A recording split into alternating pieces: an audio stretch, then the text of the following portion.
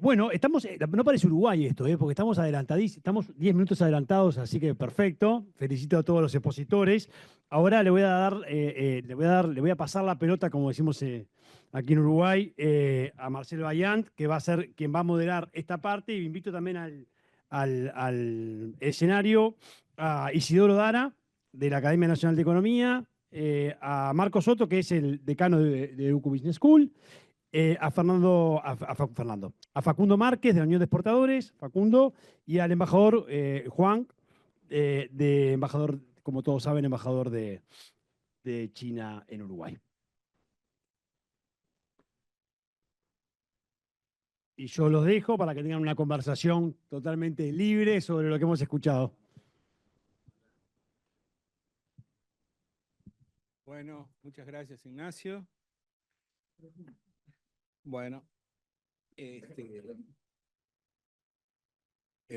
gracias a los que siguen participando todavía. Esta ha sido una mañana intensa, pero y focalizada, digamos, porque nos hemos focalizado en los países, hemos revisado el tema de las negociaciones de Uruguay, al principio de Uruguay, perdón, del Mercosur, con bastante detalle y precisión, información que comúnmente no está disponible. Juan fue muy elocuente y claro en darnos una descripción del estado de situación con estos países asiáticos. Y después, en la estructura que nos dimos, vimos los megacuerdos, los acuerdos de acuerdos, las nuevas reglas en términos de cómo se está organizando el comercio mundial, en particular en esa parte del mundo y cómo está impactando al resto del mundo.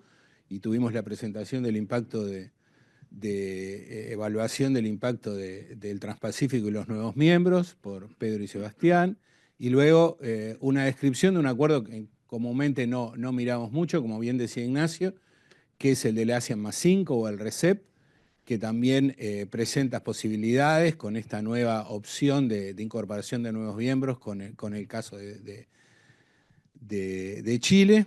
Y finalmente nos orientamos a Mercosur-China, combinando las dos metodologías que se han usado para hacer estudios de impacto. Ese es el estado del arte que hoy tiene el mundo y que se realiza en términos de impactos de equilibrio general computables. Uno que desagrega y que mira los temas más a nivel de sectores para poder hacer estas discusiones de ganadores y perdedores y establecer las sensibilidades y dar elementos para negociación. Y el otro que se mira más, también en un contexto de equilibrio general, pero que colapsa los sectores, los agrega y mira una estructura de tipo macro, en donde el énfasis está en la estructura geográfica de los costos de comercio a nivel planetario. Es decir, que necesitamos información de todos los países, en todas sus relaciones bilaterales y en todos sus costos de comercio, y con toda esa información se sacan esos resultados que vimos en los estudios de impacto. Yo creo que, como que para terminar y dar el pie a la participación de esta mesa, los insumos, digamos, que desde el punto de vista académico son necesarios, no digo que están agotados, pero sí claramente están en desarrollo y existe una masa crítica. Esa masa crítica es una masa crítica aparte que se ha hecho básicamente con el esfuerzo del sector privado. Tanto el trabajo de Brasil como los que hemos hecho acá están vinculados, en el caso de Brasil, como explicó, por la comisión, no sé cómo se llama bien, Renato, de comercio entre China y el Consejo Empresarial China-Brasil, y en el caso de Uruguay, a través de FAROS, que es un programa de la Academia de Economía del Uruguay, que consiguió también fondos del sector privado, básicamente del sector agroindustrial, para poder financiar los dos trabajos que se presentaron. Claramente esto revela algo, digamos, revela algo en términos de los intereses que se están moviendo. Yo creo que eso es una buena noticia. Y bueno, dicho esto, y al mismo tiempo lo que hemos logrado en términos de cooperación, ¿no? Porque cuando hablamos de comercio, la cooperación es lo primero que sale, ¿no? No hay comercio sin cooperación. Nosotros estamos antes del comercio haciendo los trabajos y esto, pero esto fue un esfuerzo institucional cooperativo entre la Universidad Católica, acá tenemos al director de la Business School de la Universidad Católica, Ignacio, el Departamento de Economía y además la Academia de Economía. Entonces, eso también creo que es algo que debemos destacar. Dicho esto, la pregunta es obvia, ¿no? Acá hay visiones distintas, experiencias diferentes, roles distintos, pero el desafío es cómo se implementa esto, cuál es el obstáculo o los obstáculos o los pasos desde las distintas perspectivas que habría que seguir para encaminar algo que parece obvio. Debemos intensificar las relaciones entre los países del Mercosur y los países del este y del sudeste asiático y las áreas económicas con las que estos se están vinculando. Entonces, sin más, todas las personas que están acá son personas muy competentes, que tienen currículums muy destacados. Yo voy a obviar hacer esas extensas presentaciones, pero le doy la palabra primero a Odara. Le voy a dar a Odara porque ya le iba a decir a Facundo, pero no le gustó. ¿Qué suspenso que le puse? Odara Me es un... puse nervioso. No, pero así no andamos. Es un antiguo profesor como yo, pero además es una persona con gran experiencia en el sector privado, antiguo profesor de comercio internacional de la ORT, y aparte fue vicepresidente de Zona América hasta hace unos pocos meses, o sí, no sé si llega un año de retiro. Entonces, Pocho, la palabra es tuya. Muchas gracias. Lo primero, muchas gracias a la Escuela de Negocios de la Universidad Católica, al Departamento de Economía de la Facultad de Ciencias Sociales y a Faros. Gracias por invitarme, gracias por poder disfrutar de todo lo que han venido hablando los oradores y que es muy importante para todos y para mí en particular. Yo tengo que empezar con una confesión. Los uruguayos por mucho tiempo no nos hemos llevado bien con el Pacífico. Más bien diría que por mucho tiempo vivimos de espaldas al Pacífico. Lo ignoramos a nuestro costo. No pasó así con otros. Colón descubre América. No, me equivoco. Colón no descubre América a pesar de lo que nos enseñaron en la escuela. Colón se tropieza con América cuando iba para otro lado. Y América quedaba en el camino. Si quieren una única demostración de esto, ¿cómo se llaman los aborígenes de todo el continente? Indios. Ninguno tiene certificado de origen de India. Bueno, ese es el nombre que le puso Colón porque creyó que había llegado ahí. Bueno, pero 2 décadas después, otro español descubre, según nos contaban en la escuela, el Pacífico. En 1513, Vasco Núñez de Balboa. De nuevo, no descubrió el Pacífico ni siquiera para Europa. Hace 2000 años, los emperadores romanos tenían seda y consumían especias. Y venían, claro, por el lado equivocado, desde el este, la ruta de la seda.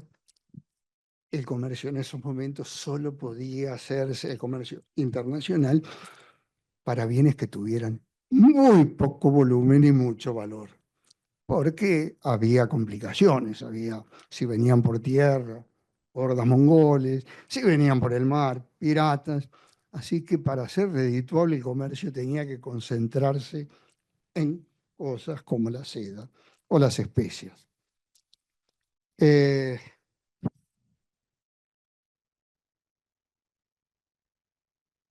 Pero los europeos, desde entonces, muchísimo antes que Núñez de Balboa, conocían el Pacífico. Es más, Marco Polo, además de traer las pastas a Europa, también hizo que los europeos supieran de Cathay, China, de Zipango, Japón, y de las islas de la especiería, que eran un archipiélago muy interesante en ese momento. Bueno, Volvamos un poquito a la región. Los mexicanos, casi todos los centroamericanos, los colombianos, los ecuatorianos, los peruanos, los chilenos, conocen al Pacífico desde chiquitos. A nosotros, los uruguayos, nos costó 1,5 siglos darnos cuenta de la existencia y relevancia del Pacífico.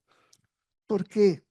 Porque había distancias geográficas, no, estaba acá. Uruguay, durante 150 años, tuvo una mirada predominantemente noratlántica. Inglaterra era el centro de la economía, Francia el centro de la cultura. Y esos dos faros nos embelesaron. Como dijo Métol Ferré, extrovertidos hacia Europa, dirigidos por la City y encandilados por París.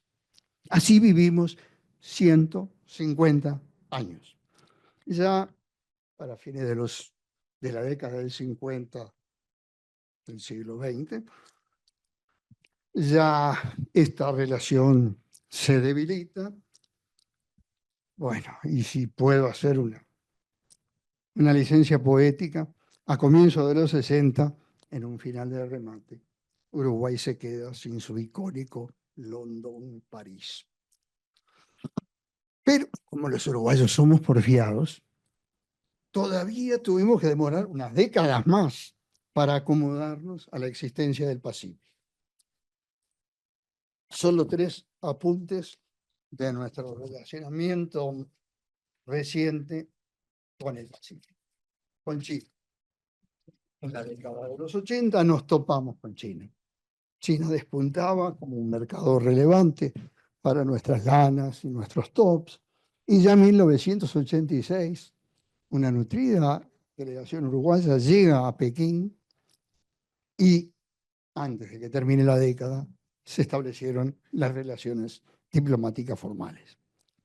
Casi todo el Asia-Pacífico era un territorio desconocido para los uruguayos, tanto como mercado para las exportaciones, como proveedor, como origen de inversiones. Pero China rápidamente se convirtió en uno de nuestros principales mercados de bienes y un proveedor relevante en una variedad de productos. El otro apunte que quería hacer tiene que ver con Japón, que había empezado ya en la década de los 50 a ser un proveedor de varios artículos todavía de escaso valor agregado industrial. Pero en ese relacionamiento hay un hito que me gustaría mencionar. En 2003 se estableció Genexus Japón, con sede en Tokio. Que yo sepa, es la única empresa que tiene la casa matriz en Montevideo y una sucursal en Japón. Décadas después, Japón se convirtió en un inversor relevante en Uruguay. En los últimos 2 meses, esto parece increíble, han llegado 3 grandes de decenas de millones de dólares más, inversiones niponas al Uruguay. Hidrógeno verde, forestación, participación en un frigorífico. No creo que volvamos a ver tanto despliegue de inversiones en ningún periodo de 2 meses de aquí a mucho tiempo. El último que quería mencionar es India. A comienzos de este siglo, una de las principales empresas indias comienza su implantación en América Latina y empieza por Uruguay. Me refiero a Tata Consultancy Services, que todavía hoy tiene, en términos per cápita, más implantación en Uruguay que en el resto de los países de América Latina. Y quizá una imagen pinta todo. El único edificio en todo el planeta, sacando India, que tiene el nombre del que comenzó la dinastía Tata, está en Uruguay, en Montevideo. Bueno, puede ser.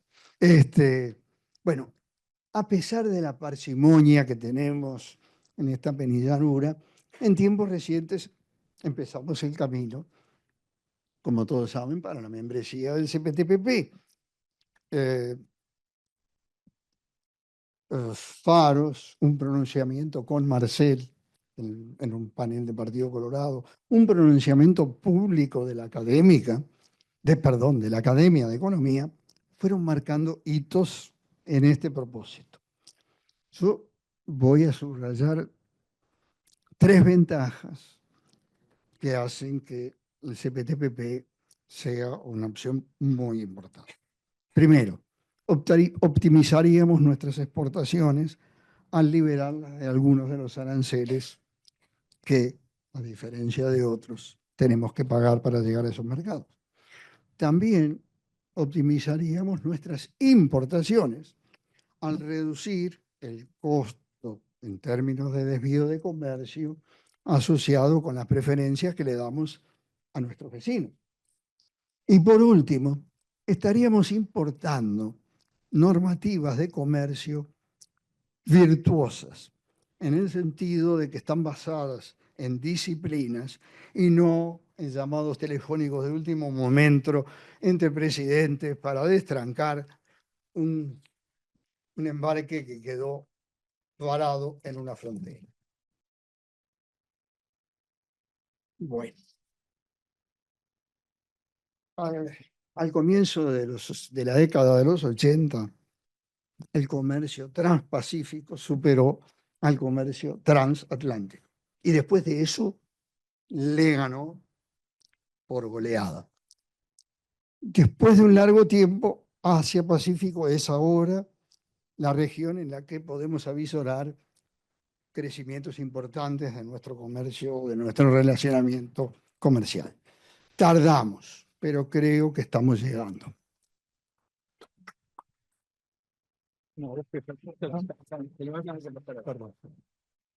Bueno, gracias Pocho. La improvisación mandó, o el azar, no sé, y hizo que le diera la palabra en primer lugar a él, porque creo que nos ubicó, nos dio un contexto general, siempre se alejó, como le gusta hacer, para después aterrizar en lo que importa, pero en esa lejanía también está la virtud de la visión. Ahora le voy a dar la palabra, creo que nos va a dar el tiempo después para que volvamos en una segunda ronda y ahí voy a formular una pregunta un poco más, no sé si incómoda, pero un poco más precisa.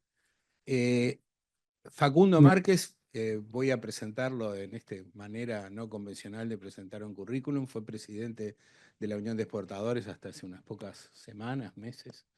Es un empresario que está dedicado a exportar, que tiene una valija, yo lo imagino así, y viaja bastante, tiene mucho mundo y aparte tiene algo que a veces no se observa con frecuencia en los dirigentes empresariales, es que habla muy claro. A veces dice cosas incómodas, pero habla muy claro. Y bueno, eso es algo que en este tiempo que hemos tenido de interacción hemos compartido muchas veces. Entonces, Facundo, la palabra es tuya. Bueno, muchas gracias, Marcel. Voy a tratar de ser claro y no decir cosas incómodas hoy. Muchas gracias a la UCU, a la Academia de Economía, por el espacio para acá a través del sector. Si bien representa la Unión de Exportadores, es la mirada del sector privado, exportador, pero diría en general importador. Pocho me dio, justo yo tenía anotado acá algunos apuntes y me diste entrada porque hoy veía cuál era el porcentaje de las exportaciones de Uruguay hacia todo lo que es Asia. Y si contamos China, estamos en el entorno de 25%. Si no contamos China, estamos solamente en el entorno del 4%. Y eso obviamente tiene, además de una explicación histórica, también tiene una explicación muy pragmática, que para el sector privado es mucho más fácil comerciar con gente que es culturalmente parecida, que manejamos el mismo idioma, que tenemos una cuestión también religiosa similar, que no hay que perder en cuenta. También tenemos una cuestión de distancias, que también influye. Entonces, digamos, no es sin querer que exportamos o tenemos poca vinculación con Asia, sino que también tiene todos estos parámetros que les mencionaba. Yo creo que hay una cosa muy, muy importante que se ha dado, yo creo, en estos últimos años, y lo estamos viendo ahora en plena campaña electoral, y es que existe un consenso generalizado en los sectores en que Uruguay tiene indefectiblemente que ir hacia una apertura comercial. Y por eso es que también nosotros del sector privado venimos tratando de empujar lo que sería una política de Estado. Nosotros tenemos que empezar a pensar esto de inserción internacional con una mirada de largo plazo. Sabemos que hoy todo lo vemos, el mundo está muy, muy cambiante, muy dinámico, que si bien nosotros intentamos darle siempre una mirada de largo plazo, las coyunturas de corto plazo nos están afectando continuamente. Un país como Uruguay debería sacar ventaja de esos hechos porque somos chicos y deberíamos ser bien flexibles. No es menor que haya ganado Trump en Estados Unidos. Uruguay tiene una larga y rica historia en lo que tiene que ver con la pertenencia a organismos multilaterales que siempre han sido un refugio para países como Uruguay desde el punto de vista comercial, pero desde muchos puntos de vista. Eso hace que hoy Uruguay precise no solamente los acuerdos comerciales, solamente como desde el punto de vista comercial, sino en un tema geopolítico y de defensa. Uruguay está muy desguarnecido, pertenecemos a un bloque como el Mercosur, nada más. Estamos relativamente solos, entonces desde el punto de vista geopolítico termina además afectando luego lo que es obviamente comercial y lo que va a terminar significando lo que es el bienestar del país. Estamos en un Mercosur, que sabemos las constantes cambios que vivimos en Brasil, lo que fue Lula, Bolsonaro, Lula y los cambios de política comercial y estrategias que nos terminan afectando siempre. Tenemos en Argentina lo que ha venido siendo y lo que es hoy la Argentina con Milei. Tenemos los cambios que están en Europa. Entonces, yo cuando miro estas presentaciones de Asia y veo las potencialidades enormes que hay, también intentamos nosotros desde el sector privado darle una mirada global de largo plazo, porque Uruguay, yo digo, es como una pyme. Uruguay no puede atacar todo al mismo tiempo. Yo veo estas presentaciones del CPTPP, del RCP, y digo, bueno, mañana salimos como locos a comerciar con estos países. Bueno, no es tan fácil, no solamente desde el punto de vista privado, porque también tenemos nuestras lógicas de corto plazo, sino también es muy difícil desde el sector público. Por eso, como buena pyme, y yo soy una pyme y tengo siempre estas dudas de hacia dónde tengo que ir y hacia dónde tenemos que atacar, es muy importante el marcar claramente cuáles son los objetivos que Uruguay quiere llevar adelante. Eso y nosotros, a ver, en la Unión de Exportadores tratamos de acompañar muchísimo a las pymes. Y yo voy a poner el ejemplo de las pymes porque siento que Uruguay es como una pyme. Y bueno, viene el de la pyme y dice, yo quiero atacar a todos los países y quiero salir a competir en todos lados porque mi producto es espectacular. Bueno, a veces siento que Uruguay dice eso. Nosotros tenemos que salir a acuerdos con todos los países, con todo lo que nos hagan. En cierta forma, sí es verdad, pero después cuando vemos cómo hacemos para ir a atacar esos países, vemos las problemáticas y las dificultades que tenemos. Ahora yo me anoté algunas cosas que Ignacio había puesto cuando en el RCEP, los puntos que se manejan en una negociación, o algunos de los puntos que se manejan en una negociación. Estamos hablando de servicios, propiedad intelectual, inversiones, movimiento de personas, comercio electrónico, competencia, pyme, contrataciones públicas. Imagínense los cuadros diplomáticos que llevan adelante en las negociaciones, esto multiplicado por todos los acuerdos que tenemos y en el resto de los países con los cuales lidiamos. Cada uno de estos equipos son únicos, o sea, hay un equipo de servicios, hay un equipo de propiedad intelectual, hay un equipo de inversiones, y nosotros los uruguayos somos un solo equipo y negociamos todo. Y peor, por el sistema en el cual tenemos estructurado nuestro sistema de Cancillería, arrancamos a negociar con un equipo y a mitad de camino se van, porque se van a las embajadas. Y ese ejemplo lo vivimos constantemente en todos los equipos. Acá tengo a Valeria, pero bueno, tengo a ver al embajador de China y recuerdo clarísimo, arranca un negociador, el acuerdo Uruguay-China, y a mitad de camino nos dicen, bueno, que siga el próximo, porque yo me voy con destino a Alemania. Y viene el próximo y dice, che, ¿en qué estábamos? Y arrancamos todo de vuelta. Bueno, eso es un problema enorme que tiene Uruguay, que nosotros ya hemos conversado con digamos, con todos los partidos políticos, es algo en lo cual el tema de la institucionalidad negociadora de Uruguay tenemos que obligatoriamente resolver, porque no podemos negociar de esta forma. Otra mirada que se le puede dar cortita, no sé, capaz que le diga a Marcos, y después vuelvo a la presentación, porque quiero también... ¿Sí? Bueno, está, 5 minutos. Otra de las miradas que tenemos acá en esta presentación, no sé cómo se maneja esto, que se le puede dar es, bueno, nosotros queremos, o decimos, Uruguay dice que queremos salir a hacer acuerdos en Asia, que queremos salir a hacer acuerdos en el CPTPP, que queremos salir a hacer acuerdos con China, y nos hicimos la pregunta, bueno, ¿cómo está compuesta, solo como forma de ejemplo, nuestras embajadas? Porque el reflejo de las embajadas podría ser cómo están constituidas, no sé cómo se maneja esto.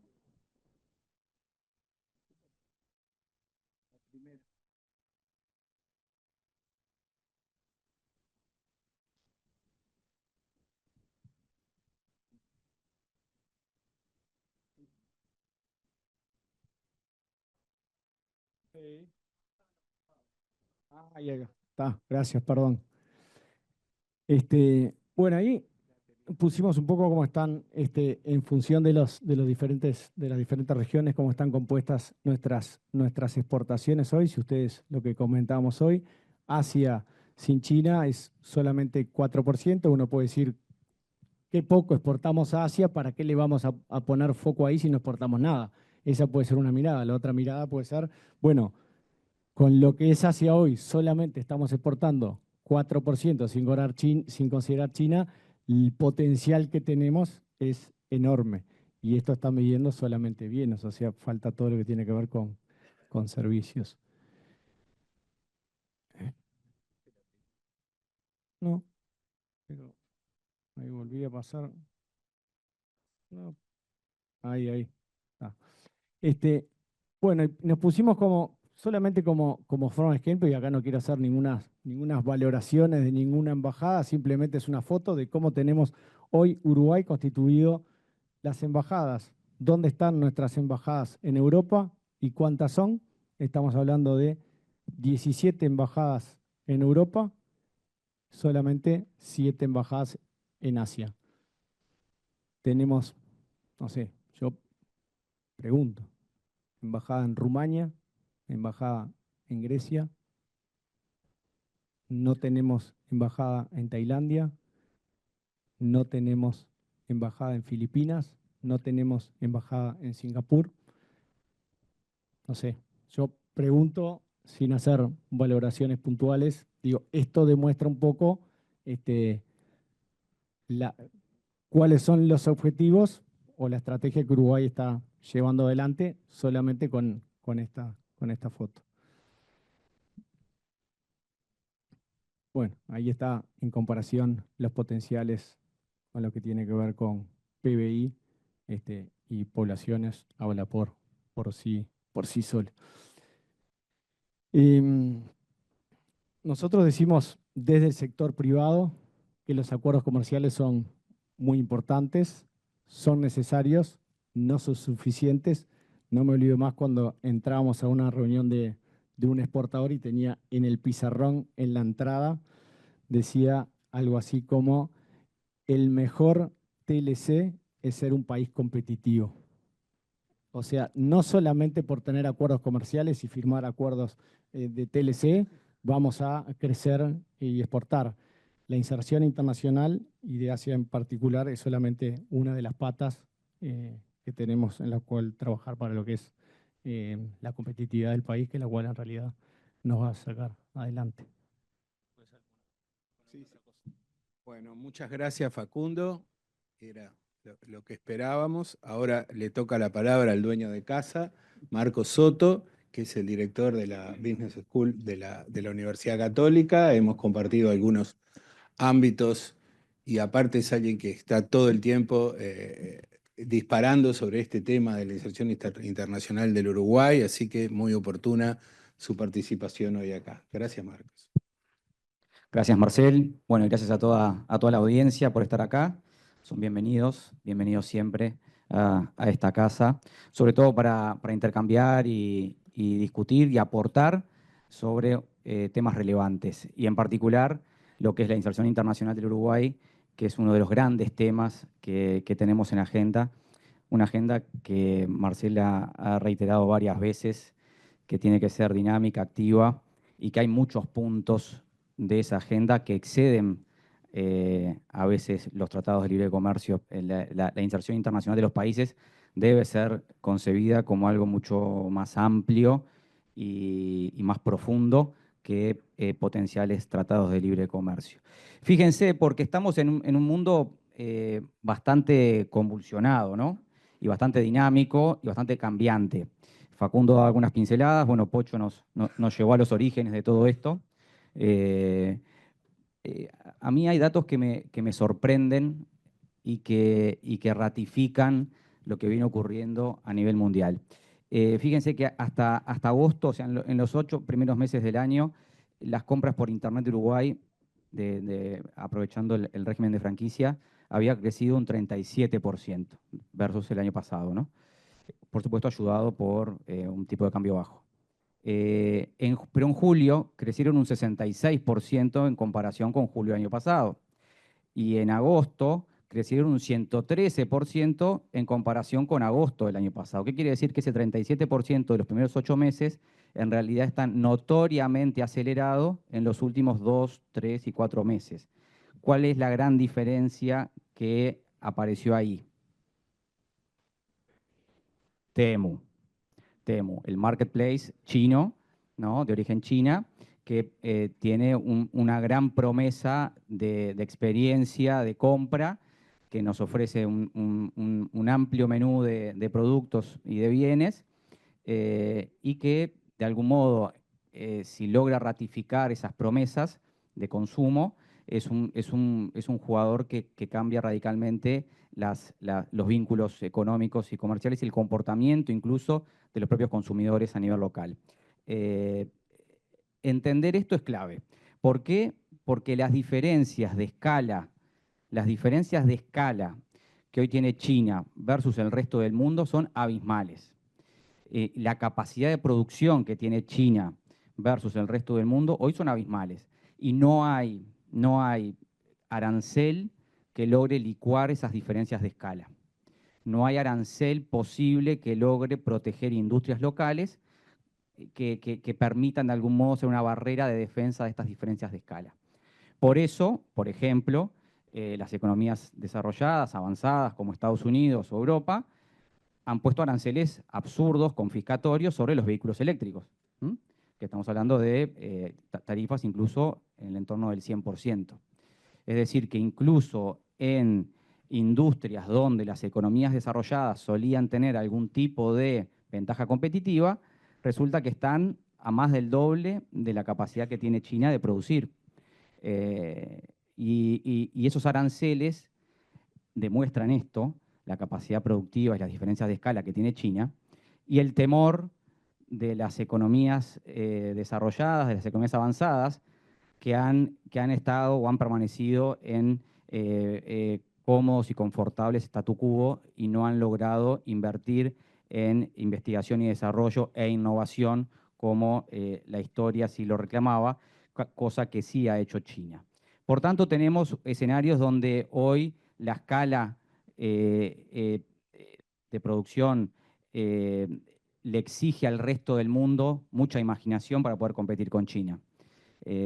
Repito, no hay arancel posible que logre licuar estas diferencias. Por tanto, como medida proteccionista parece haber quedado de modé y mantener aranceles recíprocos parecería ser un contrasentido. Son algunos de los consensos que aparecen a nivel académico. Por suerte, la academia está intentando aportar datos, aportar evidencia sobre los efectos potenciales de los tratados. Y creo que ahí empiezan a haber consensos sobre las virtudes de profundizar los vínculos con los países asiáticos y en particular con China, como vimos en la mañana.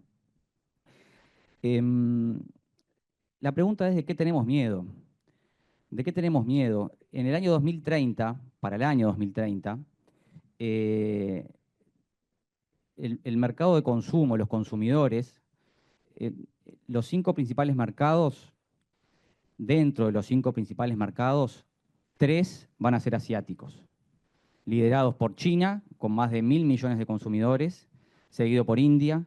En tercer lugar, recién aparece Estados Unidos, ¿sí? En cuarto lugar aparece Indonesia, ¿sí? Y en quinto lugar aparece Brasil. Hablamos de consumidores, a diferencia de habitantes, porque los consumidores son aquellas personas que logran consumir al menos $12 por día, ¿no? Entonces, a la pregunta de qué tenemos miedo, no estaremos frente a una gran oportunidad donde la región que más consumidores va a tener, que más capacidad de consumo va a tener, está focalizada y orientada en Asia. Tenemos riesgos de darles la espalda. Por eso, profundizar en los mecanismos de complementariedad productiva, como planteaba Renato hace un rato, parece un camino que debemos profundizar. Claro que después aparecen las vertientes del cómo, que es lo más difícil en esto, ¿no? El qué, empiezan a aparecer varios consensos, tanto a nivel de cámaras empresariales, a nivel de la academia, a nivel de otros sectores relevantes de la sociedad, a nivel político, pero luego nos enfrentamos a la realidad, a la dura realidad, que es el cómo. Cómo Uruguay, con las dimensiones que tenemos y con el perfil productivo que tenemos, logramos avanzar en estos temas. Y ahí siempre tenemos esa dicotomía entre los tiempos y los vínculos del Mercosur y si nos estaremos perdiendo algo por estar dentro del Mercosur. Esto es como estar viendo algo en Netflix y estar pensando cuántas cosas me estoy perdiendo por haber elegido eso y no otras cosas. Y ahí siempre la orientación debe ser clara y tener presente y ser conscientes, si bien de nuestro potencial, también de nuestras limitaciones en la capacidad negociadora, cosa que comentaba recién Facundo, ¿no? Yo tengo una percepción, y esto es algo muy personal, es que debemos profundizar los vínculos con la zona asiática, con los países asiáticos, por el potencial de consumo que tienen, por la complementariedad productiva que tenemos con ellos, porque es irracional hoy sostener aranceles, pero creo que debemos hacerlo juntos.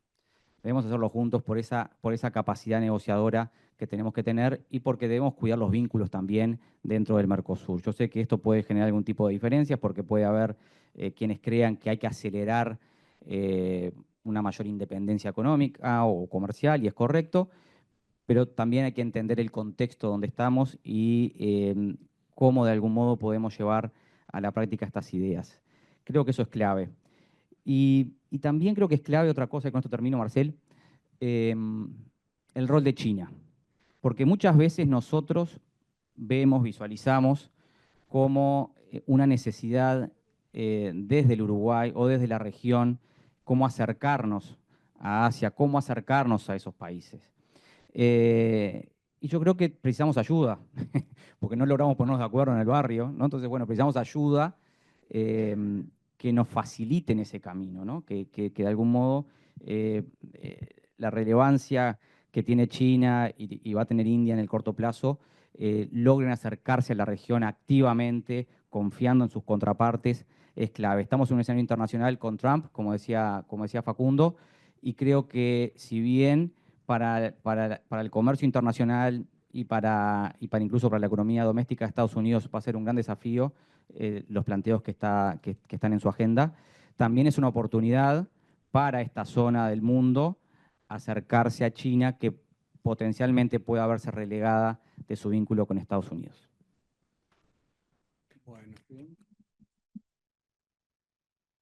Bueno, muchas gracias, Marcos. Y para terminar esta primera ronda, le voy a dar la palabra al embajador Juan, con el cual es la segunda vez en el año que nos encontramos, lo cual de algún modo está revelando que estos temas, digamos, del Asia y China empiezan a ser relevantes. En marzo de este año presentamos un trabajo en la Facultad de Ciencias Sociales.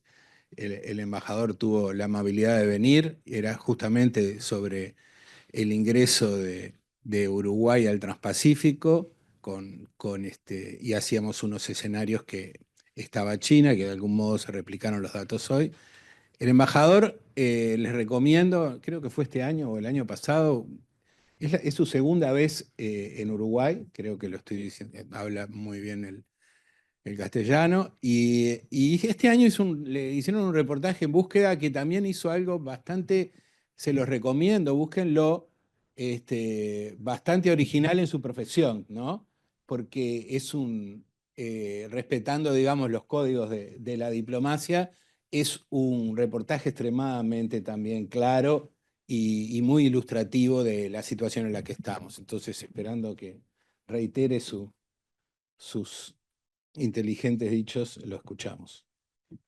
Muchas gracias. Último ser examinado, ¿no?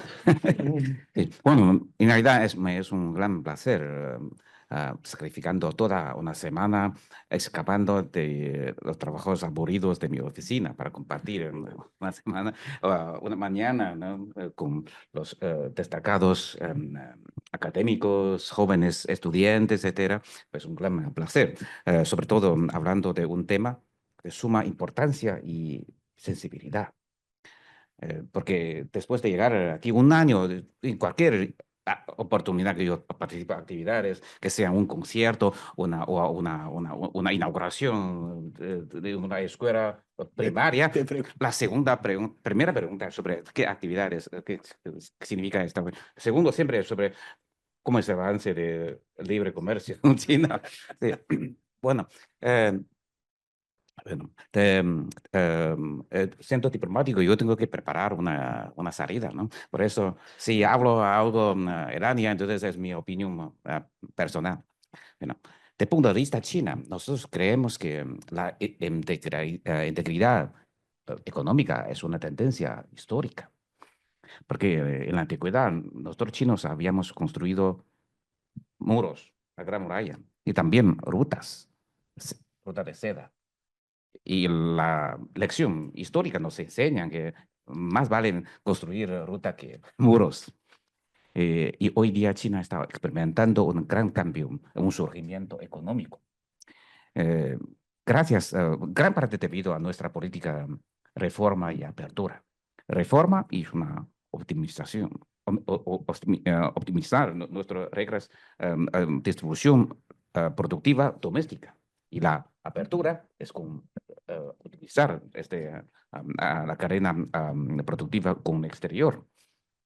Y muy exitosa.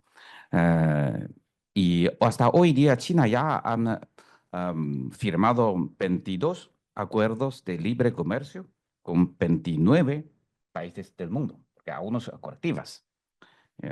Y, y estos arreglos, porque en la primera etapa de nuestra apertura es participar en la Organización Mundial de Comercio, ICAT, aprovechando la ronda de Uruguay. Pero después de lograr eso, queremos algo más, ¿no? Entonces hemos firmado, tratar de promover, firmar este libre comercio con más países del mundo. Y este arreglo nos permite que hoy día China ya se convirtió, hoy, según la última estadística, mayor mercado y mayor socio comercial para más de 150 países del mundo.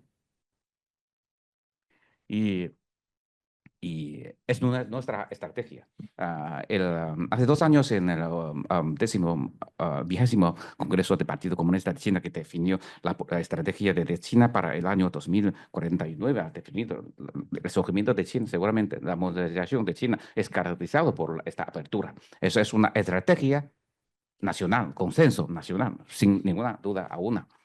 Y con América Latina, claro, también nuestro importante socio comercial. Y como ustedes han mencionado, ¿no? Estos arreglos, facilidades comerciales ha avanzado mucho. Por ejemplo, China es mayor socio comercial para 150 países del mundo, pero ¿quién es el mayor socio comercial para China? Países de Asia. Increíble, ¿no? Un grupo de países pequeños es nuestro mayor socio comercial. El segundo es la Unión Europea y tercer lugar Estados Unidos, que apenas 600, más de 600 mil millones de dólares el año pasado. Pero este año, con América Latina, nuestro intercambio de comercial seguramente va a superar 500 mil millones de dólares. Casi la cantidad como Estados Unidos. Y con América Latina ya tenemos libre comercio con Chile, con Perú, con Ecuador, con Costa Rica, con Nicaragua incluso. Ahora incluso está negociando con Honduras. Claro, Uruguay tiene mejores condiciones para lograr firmar uno de los mejores socios comerciales. Como usted ha mencionado, yo segunda vez trabajando en Uruguay. La primera vez hace 27 años solo compramos lana, porque China todavía es un país muy pobre. Para nosotros comer carnes importado es un lujo, ¿no? Por eso, población no significa mercado. Población de clase media significa mercado, que tiene capacidad, ¿no? Hoy día China tiene una población de clase media de 400 millones de habitantes. Dentro de los 1.400, ¿no? Apenas 400 millones de que viven en clase media. Pero nuestro plan, programa de desarrollo, es para el año 2035. Es decir, falta 12 años apenas. Esta cifra para duplicar. Duplicar, ¿qué significa? Es decir, llega a 800 millones. 800 millones, ¿qué significa? Superar la totalidad de la clase media de los miembros OECD, incluso Estados Unidos, de la Unión Europea, Japón, Corea del Sur, etc. Entonces, eso la demanda va a aumentar mucho, pero la cifra que usted ha mencionado es un estudio de cierto momento, pero en realidad está cambia muy rápidamente. Por ejemplo, en las cifras había mencionado Ucrania, ¿no? Ucrania en 2017 y hoy día hay mucha diferencia, ¿no? Y China, yo creo que esta posibilidad todavía falta mucho por hacer. Y en los últimos 36 años transcurridos después de nuestro establecimiento de relaciones diplomáticas, desarrollan muy felizmente nuestras relaciones y China lleva 12 años consecutivos como mayor socio comercial y mercado para Uruguay. Y yo he notado que también la paridad, ¿no? Ustedes no solamente están exportando lo que ustedes tradicionalmente tienen ventaja, los productos ganaderos, sino también los productos agrícolas que antes nunca habían producido, como soja, ¿no? Como sorgo.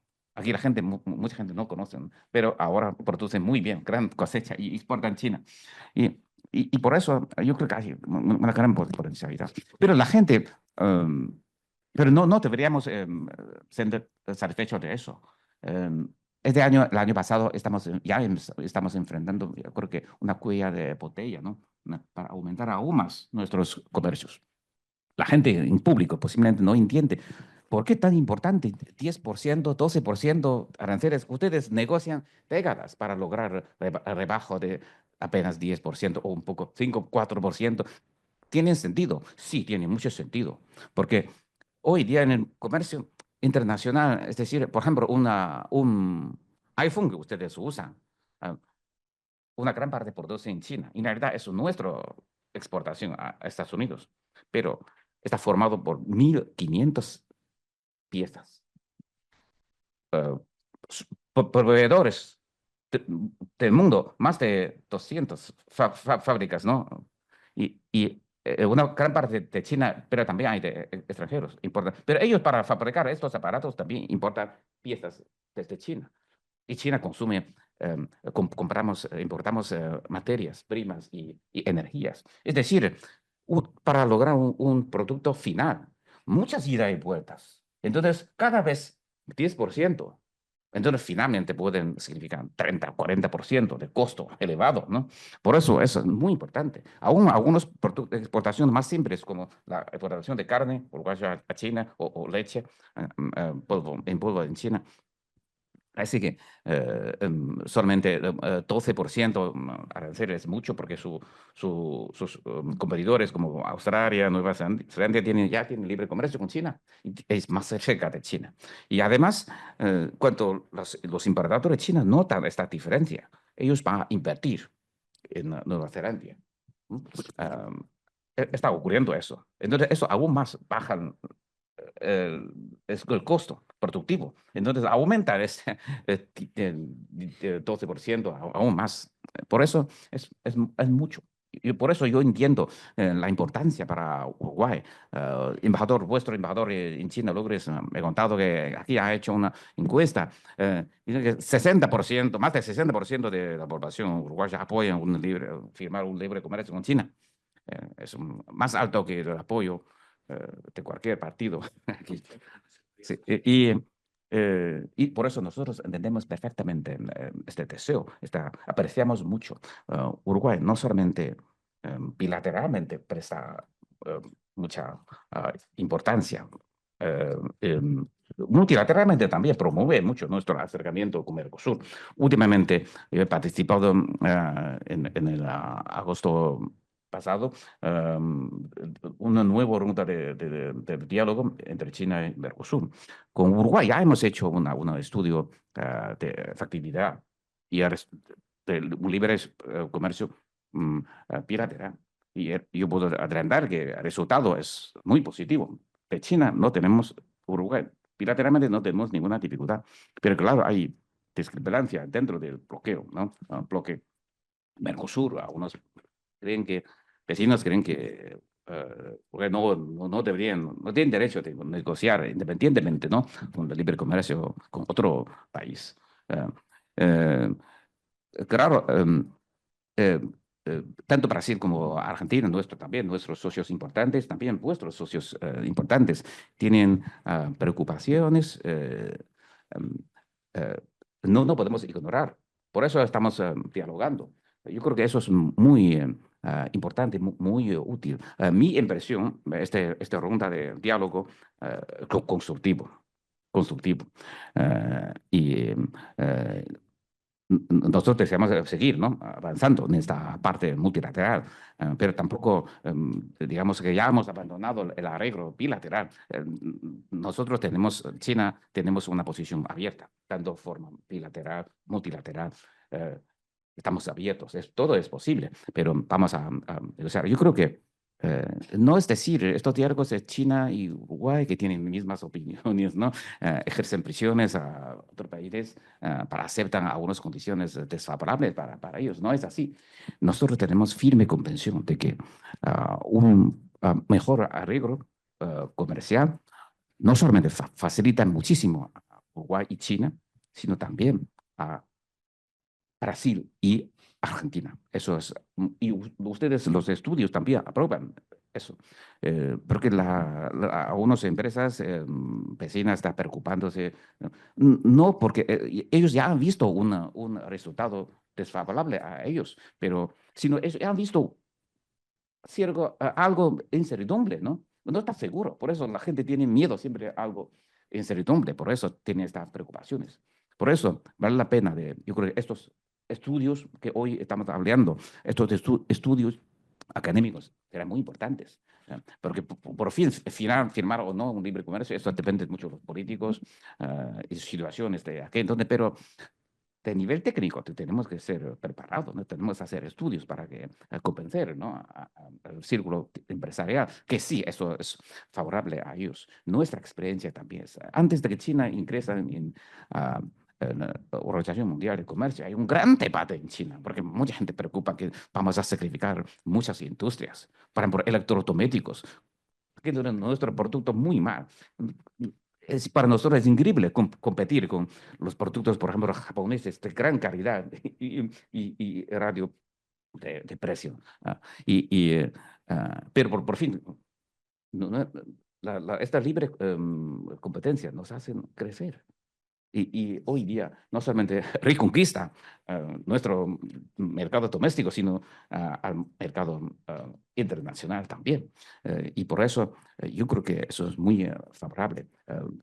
Incluso para países como Paraguay. Paraguay y China, cada año tenemos un intercambio comercial cerca de 300 millones perdón, 3.000 millones de dólares. Casi 100% de exportación de China, unilateral. Ellos su exportación a China es casi un cero. Y por eso, sí, tenemos un arreglo, claro, favorece mucho a ellos y pueden exportar a China. Y por eso, de esta parte, tenemos posiciones muy abiertas. Nosotros respetamos las opiniones de nuestros socios, como el profesor Bauman había mencionado. Podemos tener algunos arreglos más flexibles. En el inicio, nuestro comercio con negociaciones con países de Asia también. En el inicio, el umbral muy bajo, pero hasta ahora últimamente ya hemos renovado. Vamos a firmar tercera edición 3,0 China, arreglo China-Asia. Entonces, poco a poco tenemos confianza. Y nadie había perdido en ningún país por hacer negocio con China y se queda en bancarrota, ¿no? Todo, ahora los países Asia, por este arreglo, ya el libre comercio con China ya se convierte como uno de las zonas economías más dinámicas. También, ahora mucha gente preocupa que porque la mano de obra en China es más barato, pero no es así. Hoy día China tiene un PIB capital incluso más alto que Argentina y Brasil. Por eso no tenemos ventaja en esta parte. Pero yo creo que este puede promover otros intercambios, no solamente comerciales. En últimos contactos con Brasil, también Lula, presidente Lula y otros, el gobierno también ha presentado, podemos hacer una cooperación más amplia que comercial. Porque yo tengo entendido la primera integridad económica, la primera etapa es libre comercio. Caracterizado por la formación de los bloques económicos, ¿no? Pero eso solamente para nosotros es un paso, nada más un paso. Pero segunda etapa, nuestro presidente había presentado una iniciativa de la Franja y Ruta de Seda, que significa, es decir, para facilitar el intercambio económico, no solamente es bajar nivel arancel, sino también mejor conectividad logística, por ejemplo, o cooperaciones financieras, asistencias financieras, etcétera, cooperaciones productivas también, todo eso se puede negociar. Por eso estamos de acuerdo y apoyamos esta opinión de Brasil. Claro, en este sentido, yo tengo entendido Brasil más tranquilo que Uruguay, porque tiene otros arreglos con China. Por ejemplo, tendrá el marco de BRICS. Así porque el año que viene, este año va a organizar como anfitrión de G20, cumbre, y el año que viene, cumbre de BRICS también, ¿no? Que también una plataforma más importante. Pero yo creo que con estos esfuerzos mancomunados podemos lograr promover, es decir, ofrecer mejores arreglos políticos y económicos para los comerciantes. Y estos intercambios comerciales van a facilitar mucho, no solamente intereses económicos de ambas partes. Es un juego, no es un juego suma cero, es un juego ganar-ganar. Y, y también atrae más seguridad desde el punto de vista de política internacional, porque si tenemos intereses juntos, no conjuntos, es decir, competir en nuestra diplomacia es promover construir esta tierra global como una comunidad con destino compartido, ¿no? Eso es muy importante, así como tenemos intereses compartidos, entonces nunca vamos a dañarse recíprocamente, ¿no? Así es nuestro deseo y necesitan paciencia a veces, pero vamos a hacer máximo esfuerzo para que estos sueños, ¿no?, que hoy discutimos pueden realizar ¿verdad? Lo antes posible. Muchas gracias.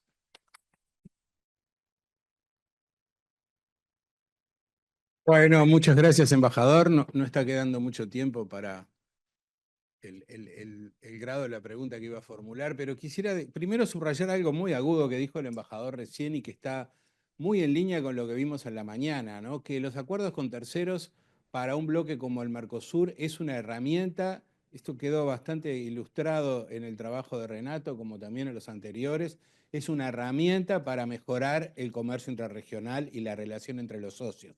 Eso es algo que dan los trabajos y que en términos comparados es lo que ocurre en el mundo, es lo que ha ocurrido en Asia. Él lo dijo con mucha precisión y muy agudo, es algo que rescato. El trabajo de Renato Bauman aparte tiene otros aportes interesantes. Voy a destacar uno y me voy a quedar en el segundo. El primero de que esto no es sobre aranceles, Marco lo dijo, hay temas de barreras técnicas, de barreras no arancelarias, construir esos campos armonizados para poder reducir los costos de comercio es fundamental. Esta variable no fue muy destacada en los trabajos que presentaron en la exposición, pero esta variable explicando costos de comercio, todo lo que tiene que ver con facilitación de comercio, cuando los países tienen más destrezas y han participado más de acuerdos de negociación comercial, también terminan teniendo un conjunto de políticas de facilitación de comercio que reducen los costos de comercio. Entonces, y eso funciona sobre bases nación favorecida, sobre bases no discriminatorias. Uno termina comerciando más con todo el mundo. Y en particular cuando uno reduce los costos de comercio sobre bases más nación más favorecida, ¿qué es lo que le ocurre al comercio? Se regionaliza. Uno comercia más con los que tienen costos de comercio permanentes más bajos, es decir, los que están al lado, los vecinos, los adyacentes. Pero el segundo punto que me quedo de lo que plantea el trabajo de Renato Bauman, y si esta es la última precisión que quiero hacer en los últimos 10 minutos, tiene que ver con el hecho, y bueno, ahora tenemos un ejemplo comparado que puso el trabajo de Renato, que es ASEAN-China. Ese es un modelo que aparentemente ha funcionado, podría adaptarse al Mercosur, hacer un acuerdo marco, que no sería la primera vez que el Uruguay visita esta estrategia, porque ya lo hizo con México. Quizás ni Argentina ni Brasil terminaron de concretar acuerdos de libre comercio, pero hicieron un acuerdo marco que generaron un acuerdo con ese propósito de generar las bases para hacer un acuerdo de libre comercio, y Uruguay terminó teniendo un TLC con México, que es el único que tiene notificado en la OMC por el artículo 24, y mientras que Argentina y Brasil se quedaron en la etapa sectorial del caso del sector automotriz, aunque entiendo que la negociación entre México y Brasil continúa en estos años. Entonces, esa modalidad de tener un acuerdo marco y geometrías variables para desarrollar un acuerdo entre el Mercosur y China, ¿es algo verosímil? Y quizás hablen los que quieran, y en particular también invito a Renato si se quiere sumar a contestar en la respuesta. Entonces, voy a invertir el orden y le doy primero al embajador. Invertí el orden en el cual hablamos, no sé si entendiste la pregunta. Un acuerdo marco, Mercosur-China, que diera, con el propósito de construir una zona de libre comercio y que diera las posibilidades de geometrías variables para avanzar a distintas velocidades entre los socios del Mercosur y China, ¿es algo verosímil?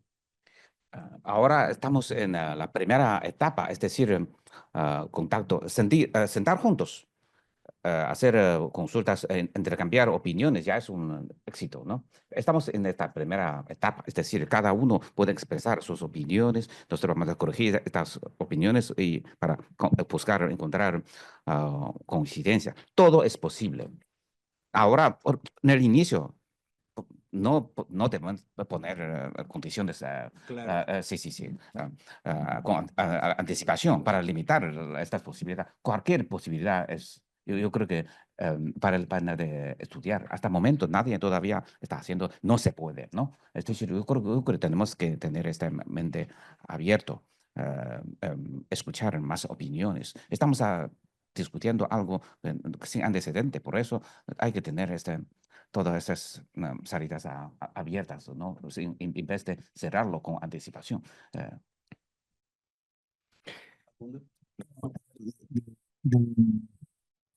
Para quienes viajamos constantemente a Asia y negociamos con los países asiáticos, hay una palabra que es muy importante y es paciencia. Nosotros manejamos otros niveles de ansiedad y de necesidad, que está claro, que tanto China, pero otros países no manejan. Entonces, quizás, y esto también hay que manejarlo en las internas políticas, yo digo, manejar con más silencio, sin grandes anuncios y expectativas, y seguir trabajando. También creo que no hay que cesar en el mandato de Uruguay para con China de seguir negociando un acuerdo bilateral. O sea, si bien por supuesto que es mejor hacerlo en un marco de Mercosur y en un marco parecido a la ASEAN con diferentes velocidades, creo que hay que seguir o no dejar morir el tema de un acuerdo bilateral si las cosas no prosperan a nivel de Mercosur. Otra cosita, ayer estuve en un foro de innovación en el cual estaban de diferentes partidos políticos y había gente de la academia y estaba Rad y estaba ay, no me acuerdo el nombre ahora, pero bueno, hicieron una mención a Alicia en el País de las Maravillas, cuando la Reina Roja le dice a Alicia, para llegar a un lugar tenés que correr rápido y vas a estar en el mismo lugar. Tenés que correr el doble de rápido para tratar de avanzar. Y en inserción internacional estamos como en ese momento. Nosotros si nos quedamos como seguimos discutiendo, sí al Mercosur, sí Bolivia, sí Venezuela, sí, Bolivia y Venezuela, además no se hacen las discusiones. Si nos quedamos en esas discusiones, cada vez estamos más lejos. Yo lo que decía el embajador respecto a la leche en polvo, por mencionar un tema de los lácteos, que Uruguay quedó afuera directamente de China, y esa distancia cada vez se hace más larga porque China empieza a invertir en Nueva Zelanda y empieza a mejorar los costos. Entonces ya no son solamente los márgenes de aranceles, sino cada vez estamos más lejos. Entonces Uruguay indefectiblemente tiene que apretar el acelerador, pero con los objetivos claros de hacia dónde queremos ir. No es salir para todos lados, ¿no? Bueno, ¿alguien más tiene irresistibles ganas de hablar? Irresistibles no, pero si querés. Hemos estado hablando de inserción comercial y que ese es un camino para Uruguay, y esto se ha mezclado mucho, perdón, con el tema de acuerdos de libre comercio. Solo una notita, la apertura comercial tiene muchísimo, en el caso de Uruguay, de unilateral. Tenemos una serie de obstáculos que nosotros mismos nos ponemos que digamos, son una dimensión aparte de los tratados de libre comercio. Y ahora, volviendo a los tratados de libre comercio, voy a tratar de desdramatizar lo que aquí se ha hablado de si tengo muchos equipos negociadores que saben de tal normativa o de tal otra. Acá hay dos ilustres negociadores que capaz pueden estar de acuerdo conmigo. En primer lugar, small is beautiful. Ser pequeño para negociar un acuerdo de libre comercio tiene enormes ventajas. Y en el caso de Uruguay, sin ninguna duda. Pero además, nuestros negociadores, en términos ofensivos, tienen intereses en una decena de familias de productos, cárnicos, lácticos, cereálicos, etcétera, etcétera, pero no son más de 10 familias. Y en materia de intereses defensivos, también solo tenemos una decena de sectores. Los que Renato mencionó para Brasil también son para Uruguay, textiles, vestimentas, los que sea. Pero son esos.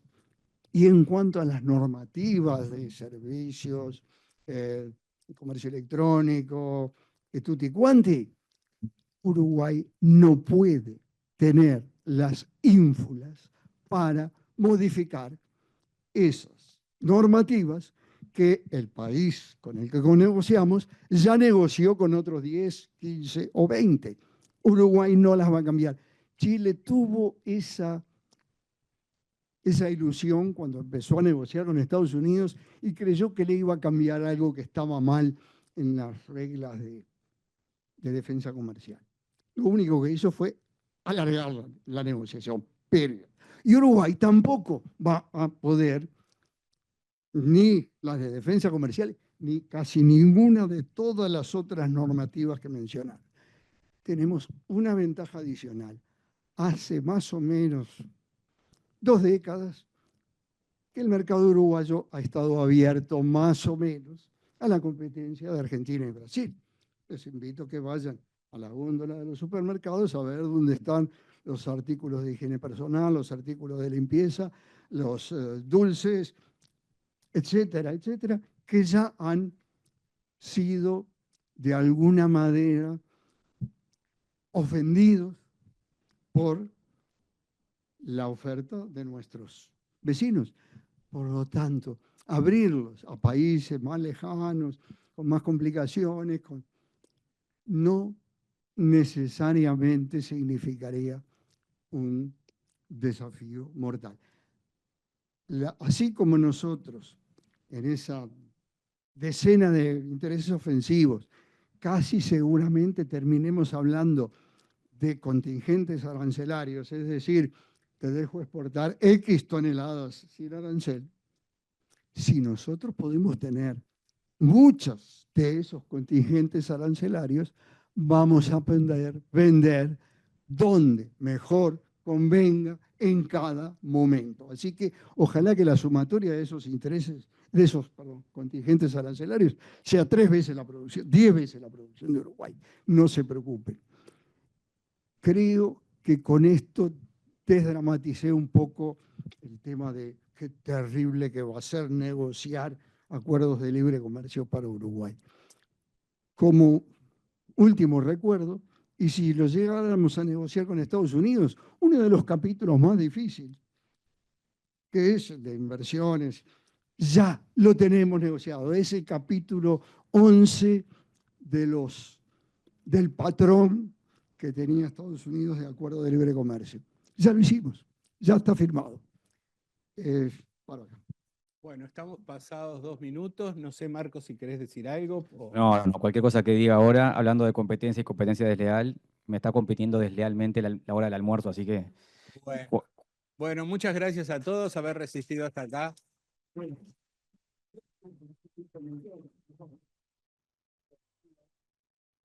que los expositores suban a sacarse una foto. Los que no están ahí, que suban.